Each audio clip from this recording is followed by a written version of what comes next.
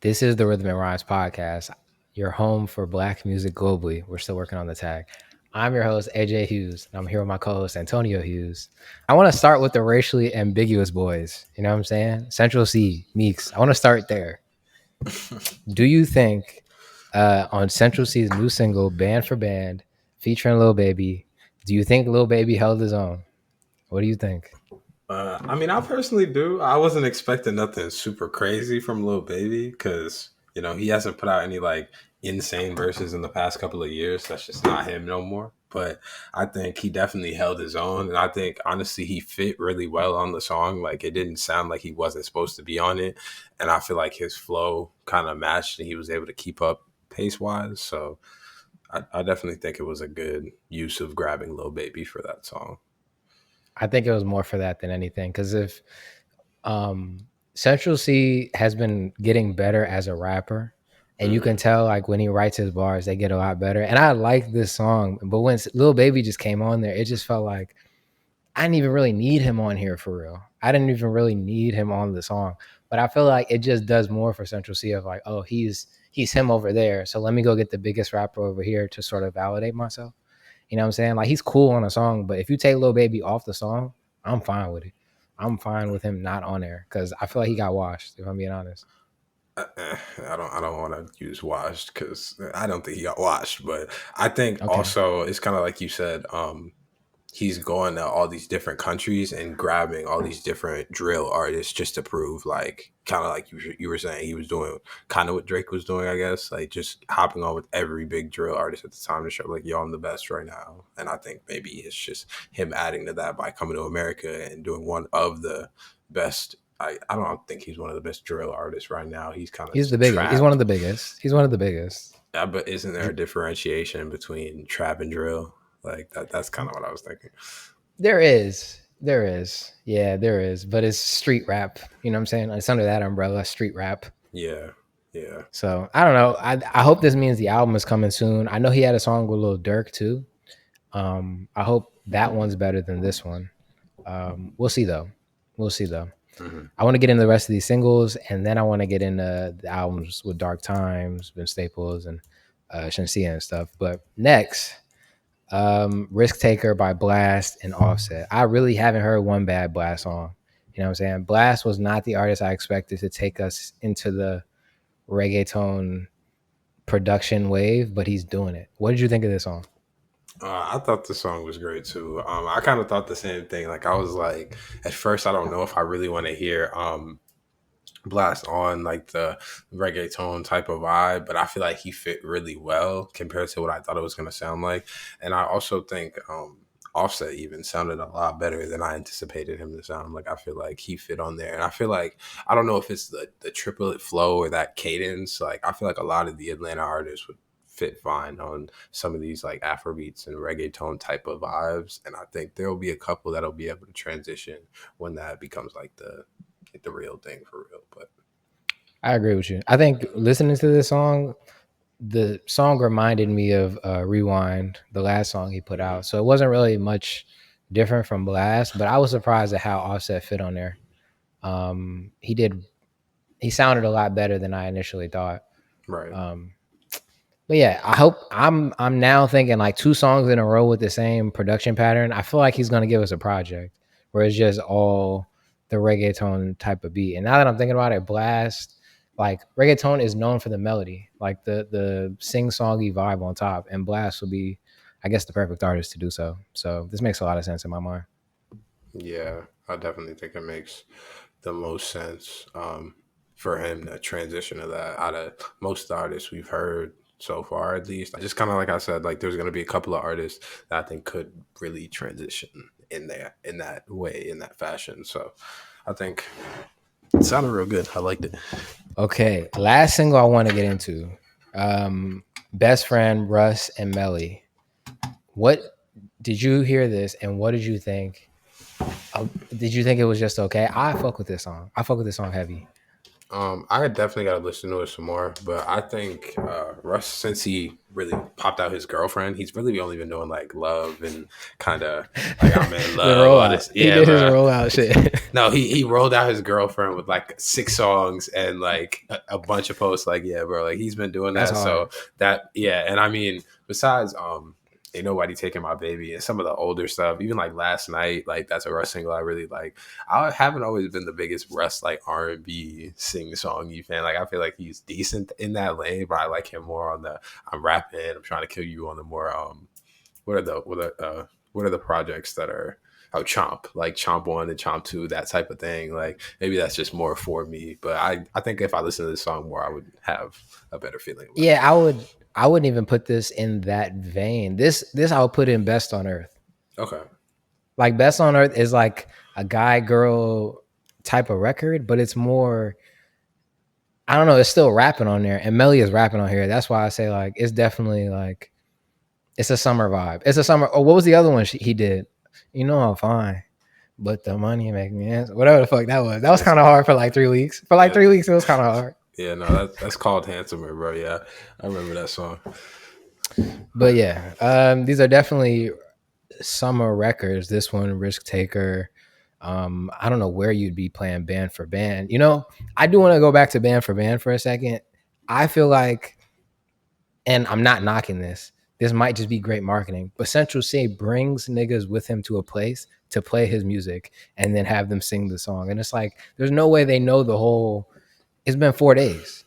You told the okay, this is how the song goes. There had to be some coordination there because how are you in Monaco with Lil Baby and everybody in the crowd singing a song and the song came out 3 days ago? I feel like a lot of artists do that. Like I feel like there'll be artists who get up there like, "Whoa, this song came out 3 days ago. How do y'all already know this?" Like Russ does that all the time. So I mean, is it all coordination? There was a time where Russ Yes. posted a new song. I think it was Best on Earth. It was something like that, but he literally posted and he was like, "I can't believe they already know all the words, like doing this on the stage." I'm like, bro, they're fans. Like, Nah, they practiced. What I'm saying is they rehearsed before the video came on. It's like, all right, this is how I go. That's what I think. But regardless, great marketing. Great marketing. You know what I'm saying? Okay. Dark Times, Vince Staples. This was a surprise. He dropped a single on Monday, I think, Monday or Tuesday. And it just came out on Friday. Short project, 10 songs. What did you think? I really liked it. I think Vince has been staying that short project lane, kind of since he was making music before. Plus, you working on other artsy projects, I guess, TV shows, stuff like that. But I definitely thought this has some good raps on it. I think it has some lyrics I'm gonna have to go back and dissect more because Vince is super on that political side and definitely has a lot to say. So there's definitely more that I want to hear from it. But I do feel like this had a bunch of good music on it. Like I feel like for the past couple of albums, Vince has had really good beats and really good production on here. I would probably say my favorite songs were Shame on the Devil, Radio, and I really liked Freeman too. But yeah. Yeah, I would agree with you. I made a mistake. It's not 10 songs, it's 13, but 2 of them are skits. So it's 11, 35 minutes. And I do think this is an improvement on the last project. The people who produced on this album kind of went crazy. A lot of the songs that you liked, I also liked. Freeman, Radio, Lil Homies, Etouffee. That's one of the hardest beats I've heard in a long time. And that was Jay Versace, Mike Hector, and then one more person. I'm gonna find the name, but that beat is super hard. And I do feel like he was definitely getting into his lyricist bag. But I do want to say, y'all on the internet are wilding, saying Vince Staples or J. Cole, who's a better lyricist. Niggas are going crazy on the internet. They're going crazy on the internet. I'm like, yo, now chill out now. That's kind of crazy. I mean, I think people are just saying that because J. Cole still has all the what? Why'd you make that face? I thought you were gonna cape and be like, I don't know, Vince been kind of going on. I was gonna get on your ass. He'll be back soon, hopefully. But if he isn't, he was probably gonna say they're questioning J. Cole on the internet because of the Drake Kendrick beef. But I don't care. I don't care. You can't just erase his entire catalog and be like, hey yo, this Vince Staples slap. That J. Cole, I don't want to hear it. That's crazy. That's crazy. That's madness. There's no way on God's green earth you could just erase Forest Hills Drive, the warm up, uh, all of that. You can't erase that just to say, "Yo, this new Vince Staples. It's better than J. Cole's whole career." Nah. Well, continue. Okay, well, what I was saying was I think people are kind of just questioning where J. Cole is at, like, as far as how good of a rapper he is, just because of the whole he bowed out thing. But I was actually thinking about this. It's funny you said that. I was thinking about this, like, the past week or two, and I was like, what? There have been really good rappers who we haven't seen be in rap battles for real, and that didn't take away from how quality they are as rappers. I feel like when did we really see an Andre 3000 rap battle, like somebody like that? Like I could see there's been rappers who haven't battled that are still good rappers. I feel like people just kind of the internet conflated that, like, you know what I mean? I hear you, and I agree with you. I think when I see stuff like that on the internet, it makes me realize I can't go there for music takes. I got to start, using the exclude and the mutes and stuff like that. But to your point, I don't think it's the fact that he hasn't been in a battle for real. I think it's the fact that he went to initiate it and then was like, "No, I'm just playing." I think it was more of that. It was like, had he not said anything, and people have said this, like, had he not really got in there and said nothing, I think people wouldn't have cared if he had got in there or not. He still might have been three. He still might have been like the third of the big three, but nobody's sitting here comparing him to Vince Staples. Like, and that's no disrespect to Vince Staples, but I seen the tweet 3 times by 3 separate accounts, and I was just like, this can't be real. This can't be real. Yeah, everybody got opinions, bro. Everybody. Bro. Yeah, but once again, Etouffee. The third producer on there was who is Antoine. So it's Jay Versace, Mike Hector, and who is Antoine. You know who Jay Versace is, right? Yeah, he was the Yeah. TikToker, but I didn't even know he started really making music until I think it was the Boldy James project was the first one I heard him really have slaps on. But yeah, The two rap songs that SZA did on her last project, Forgiveless with Old Dirty Bastard, and then Smoking on My X Pack, those were both done by Jay Versace. oh yeah, I He's forgot kind of about going that. crazy. Yeah, he's kind of going crazy. But two more projects we got to get into, and then we got to get into one of the top 10 selling albums of all time. You know what I'm saying? We got to get into Magna Carta Holy Grail in a bit. But I want to start off with Never Gets Late Here. Shenseea, she put out her, what is this, like her second project on Interscope, I'm pretty sure. I really love this project. I like this project way more than the last one. I think the knock on her by most Caribbean fans or Caribbean Twitter, TikTok, social media, whatever you want to say, is that she went too far into the pop R&B lane, right? Like that's not what she was known for when she came up. That's not the type of music she made when she came up. And that's valid. She said a bunch of times she wanted to try and experiment with new sounds and new types of music. And I feel like she really hit the mark on this album. I think she incorporated a lot of the new stuff in terms of like a poppier sound with some hooks and choruses, but I still think a lot of the production, it's very Caribbean, very dancehall, very reggae. There's so many songs on here that I actually love. Keep a Place by Shenseea might be one of my favorite. Um, I don't even know. I don't even want to put it in a genre for real, but like singers, songstresses, sing songs. This song goes crazy to me. I didn't know she was that vocally talented, but I love that song. And then Hit and Run came out. That was one of the lead singles. That was a good song. And then Tap Out is really good. That one's a dance hall record for sure. Never Never is good. And then there is a WizKid feature, Work Me Out, that I really like. The album is 14 songs, 36 minutes, and the features include Masika, DeGenius, Coi Leray, Anita, and WizKid. But this was a great listen, and I encourage you, Antonio, and everybody else to go check it out because it's really good. Yeah, I'm definitely gonna go check it out because I was sitting here searching for music over the weekend, at least like project wise, besides Vince's album, and I feel like I couldn't find much. Like there just wasn't much popping up for me. But Also, last thing on this, we have to talk about London on the Track one day. London on the Track is all over this album, and Russian is on this album. We came in here and talked about Russian a couple months ago, basically saying him and Shenseea hadn't been on like working terms for a while, but he did like I think one or two beats on here, and London on the Track is all over here. So I just want to say like he's working with Shenseea, he's working with Summer Walker, he's working with everybody. So he's really him. But we'll get to that another time. Last project I want to talk about, True by Meekz. This was not a surprise drop because he had been dropping singles for a while, but Meekz might be like, I don't know if I would say top 10 for me. There he goes. Damn. Meekz might not be top 10 for me. He might not be top 5, but he might be a top 10 rapper in the UK to me, bro.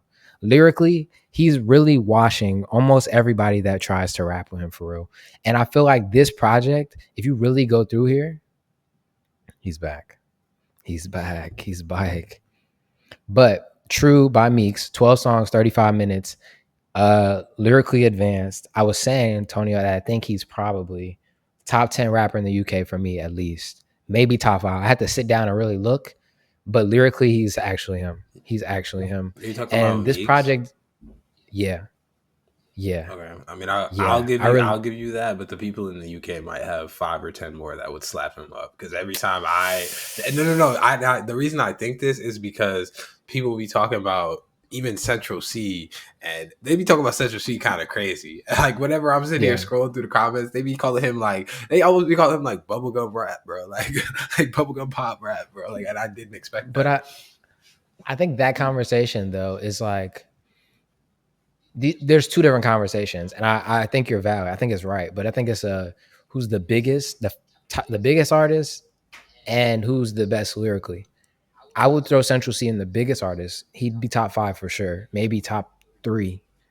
Biggest, maybe not lyrically the best, but biggest in terms of lyrical ability. He's top 10 for me. Maybe top. I gotta sit down and think, but he's probably top 10 for me lyrically. Dang. But this album, we talked about GTA 6 on here last week. Mini Me's we talked about before. Manny, the song Manny really gives me 50 Cent vibes. This album gave me 50 Cent vibes, at least the production and the hooks, right? Manny and True are both get rich or die trying. They're in that vein. I'm not saying he's 50 Cent. He's definitely not, but that's what they were going for with that. And then when you go watch the video, bro's wearing the New York and they out in the street like it's get rich or die trying. So I appreciate the London, or I appreciate the international crowd like trying to pay homage to American rap to get attention. Like Burna Boy doing the whole Tim's thing. That was a thing for a minute. Central C, he does a lot of that. And I feel like you get a lot of that too. So if you're looking for like really good bars, just go check this out. That's all I really have to say. And my favorite song on here is still GTA 6, and it fits way better within the flow of the album. So I'll just leave it there. Okay, last thing, and then we'll give our songs to get out of here because, it wasn't too much this week. So I went looking for more information on why 50 Cent and Interscope broke up. It's real murky and weird, and it's hard to really break down. I couldn't find like one person. Like 50 Cent didn't tell the whole thing. I saw the Game saying some stuff, but the Game lies a lot. So it's impossible to like really piece it all the way together, at least initially. I'm gonna still keep looking. But when I came across that, they were talking about around the time that they ended up parting ways was around the time Jay-Z released Magna Carta Holy Grail. And I don't know if you remember, but that album came out in 2013. So you were 10 at the time. But that album was released like directly to Samsung phones. Do you remember hearing about that? Yeah, I remember that. I definitely remember that. It was like a Sprint deal or something like that. This one was Sam. I think it was no. This one was just Samsung. It was Samsung phones. The one I know you're talking about, it was a different release. He tried that another time, but this one on July 4th, 2013, Magna Carta Holy Grail became available to 1 million Samsung users directly to their phones for free with the download of a special app. Samsung paid Jay-Z $5 a piece, totaling out to $5 million on the album. This was over 300,000 more sales than his highest release prior to that, Kingdom Come, and more than his first 4 albums combined. But these sales were not counted towards Billboards because technically nothing was for sale. Technically, the people in the who had the phone just got it in their phones without paying for it. But I'm here to cape for Jay-Z. I'm here to cape for Jay-Z, say why we should count it and why it's crazy that it wasn't counted and why Billboard sort of like that Billboard line makes more sense with this album. If I'm selling a product to Amazon, or let's say I'm selling a product to Target, they're going to buy some upfront, right? And what they do with it at that point is what they do with it, right? Like if Target buys my products to be in the stores, they're going to put it in the stores. If nobody buys it off the shelves, you've already bought it from me. At that point, it's no longer my responsibility to sell it or no longer my responsibility to do anything with it, right? So he sold those albums to somebody for $5 a piece at 1 million of them. And if you combine that with how many were actually counted, which it was 528,000 copies. If you add that to the 1 million, that's the 7th highest selling album of all time. Right above the 1989 Taylor Swift Taylor version album that came out last year. And so I say Jay-Z has a top 10 selling album of all time, even if people don't want to count it. I just thought this was interesting because he found a way to make money off. He's selling it like a product because it is, but people just didn't like that because that's not the norm.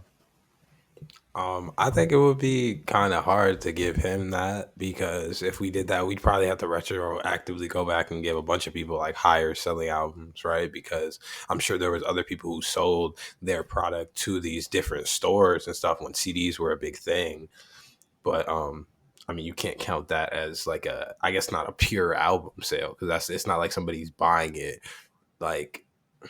I guess from you. Okay. I don't know. I don't know. That's kind of confusing. But I hear you. I have a question for you.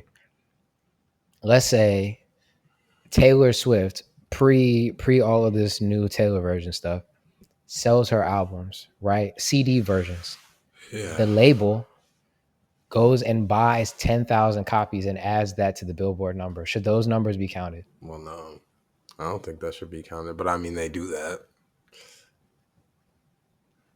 And I guess I can see what you're saying then. If it's like if the label can go do it, why shouldn't it count at least if I'm selling it to Target or I'm selling it to RUSS or I'm selling I see what you're saying. Yeah.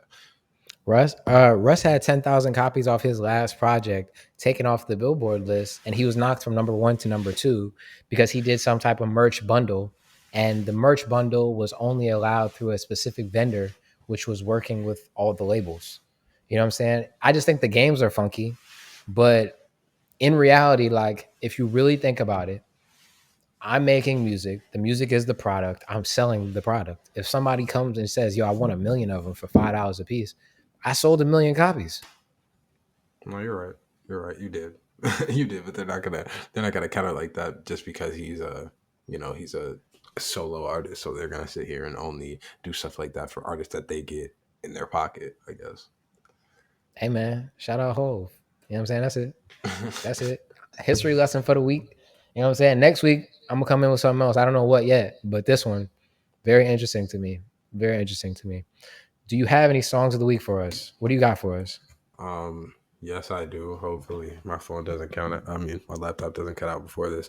But Juicy J had released a project before Memorial Day weekend. It was like Tuesday or Wednesday of last week. And honestly, I don't know if I just had never realized how much I like Juicy J or something like that. But I really enjoyed that project. And one of the songs I really liked on there was Desperate Measures. There was a lot of like really hard beats on here. Like obviously Juicy J was a big with producing with 3 6 Mafia, and there's been a bunch of songs he's produced over the past 20 years. I'm actually gonna make a video about him, but that's one from me. And then Rich the Kid and Peso Pluma put out a song, but interesting. I'm not even gonna do that one because I didn't really like it that much. But there was this guy named Isaiah Falls. He released a song called Diva. He has another big song that I think I've heard it on TikTok, but this I just heard him through Spotify recommended. So shout out this guy. So Diva, Isaiah Falls. I'm surprised we didn't talk about Griffey. I thought you might have something to say about the J. Cole Griffey thing, like something negative, but I don't know. We didn't talk about Attitude either. Yeah, Attitude's fire. Attitude is fire. It is, bro. But you know what it is? They're TikTok beats. They're TikTok songs, bro. No, he's bro. They're Cash Cobain is having the baby run right now. Like as soon as that he sound runs is. out, as soon as they start saying he keeps making the same song over and over again, then it's over. Then it doesn't really matter again. He's gonna fade back to the back unless he starts making something new. But you know why I feel like I got fooled on that? It's because like I was gonna put it on the list when I was waiting on you initially, bro. Because I was listening to it, and once you get like a minute and a half in, you're like, all right, like all right, like I kind of like you know, let's speed this up. You know what I'm saying? I was just sort of like that 30-second clip. I came over here, I played. I was like, yo, this is hard. This is the craziest thing I've ever heard. And then I was listening to it after the 30 seconds. I was like, I don't know. I don't know. You know what I'm saying? I think for me more so, it's just showing me that the Don Toliver project is going to be really good. I feel like his past two projects have been really good. Hopefully, he doesn't stay in the Cash Cobain lane, but the last 3 singles he's put out, he's been really experimenting. And I feel like out of anybody out of this generation, rap kind of that lane wise, he's one of those people I want to hear experiment with the different genres and sounds. Oh yeah, no, there's you know what it is? A Boogie put out that project last week, and there was a Cash Cobain song on there too. He's Atlantic. Don Toliver's Atlantic. I think there's something there. I think it's an Atlantic thing. So this will probably be on the album. But I think the album will be good. I agree with you. I think the Don Toliver album will be good. But is this song going to keep getting played? No, probably not. I'd probably play Grippy before I played this again. But I will say Charlie Wilson, that guy. You see, I'm a cape for J. Cole against Vince Staples, but I'm not going to listen to it. J. Cole, I'm not going to listen to another J. Cole song until the fall off. Yeah. I'm going to listen to the fall off, and you better address it. Because if you don't address it, then we might have to just bring Vince Staples. We might have to bring that conversation back up. I might be on here caping for Vince Staples in a couple of weeks. I don't know. We'll see. New songs for me this week. I don't remember if we talked about Makami. Makami put out a project last week. I ain't talked about it yet just because, bro, he didn't mix it. And it's kind of bothering me. I thought it was just me. Go ahead, though. Nah, he didn't mix it. So I'm like, let me give it a couple listens. And he had Black Thought on there. I was like, bro, this should go crazy, but whatever. The song I want to give y'all, though, is hard. K Tronada beat. Oh, K Tronada coming out next week. You know what I'm saying? Rich ass Haitian, Makami, K Tronada, 03 Greedo, I think is how you pronounce his name. 03 Greedo. Yeah. That beat's hard. The beat is hard. The K Tronada beat is hard, and he kind of came on there flowing, bro. I need a K Tronada Makami project. That's what I want. But the single is cool for now. This is their second time collaborating. Rich ass Haitian, K Tronada, 03 Greedo. Second song I will give y'all. Bro, I've been listening to OK by JT. That shit is hard. That shit is just hard. That shit is just hard. And once I seen the producer come out and said this beat was for Chief Keef, I couldn't unhear it, and I had to go listen to it. I was like, I put Chief Keef and Sexy Red on there. I'm like, this is a Chief Keef ass beat, but she killed it. So OK by JT. Yeah, it sound like old Gucci, Chief Keef, you know, all that, bro. That song was crazy. Anything you want to leave the people with, you know what I'm saying? He said we out here grinding. You know what I'm saying? Grind don't stop. 10,000 hours. We back. You know what I'm saying? Shout out Devin Williams. He putting in the work. That's what he said. I know it got me hyped for a second. It got me outside. I picked up a basketball. I went outside. I said, who want to run the horns? I said it for like 10 minutes and went right back inside.